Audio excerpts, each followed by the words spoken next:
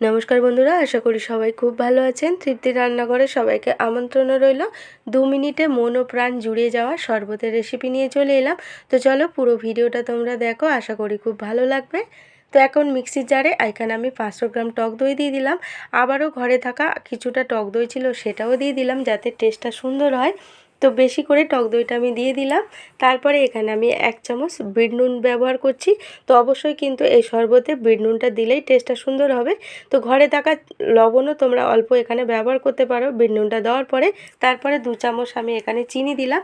তো অবশ্যই তোমরা মিষ্টিটা যতটা শরবতে খেতে চাও সেই হিসাবে এখানে চিনিটা দেবে। তারপরে এখানে একটা লেবুর রস দিয়ে দিলাম। তারপরে দিয়ে দেব 1 গ্লাস ফ্রিজে থেকে বের করা ঠান্ডা জল। তো জলটা দেওয়ার পরে এখানে আমি মিক্সিতে 3 থেকে 4 বার আমি ঘুরিয়ে নেব যাতে চিনিটাও ভালোভাবে সেট হয় আর বেশ সুন্দর একটা ফেনা ফেনা হবে মিক্সিতে ঘুরিয়ে নিলে।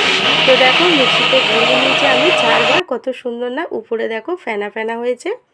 এখন গ্লাসটা সাজানোর জন্য এখানে আমি অল্প বিট নুনের সাথে লঙ্কার গুঁড়ো মাখিয়ে এখন গ্লাসের চারিদিকে আমি একটু লাগিয়ে দেব যাতে দেখতে সুন্দর লাগে।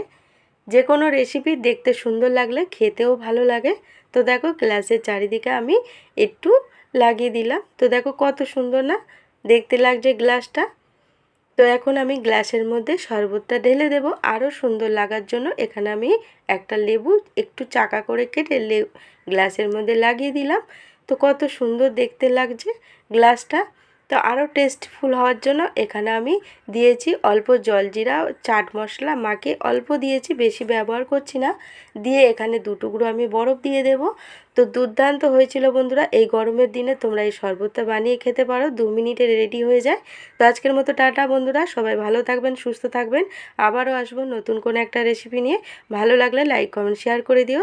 নতুন বন্ধুরা পাশে থেকো। টাটা।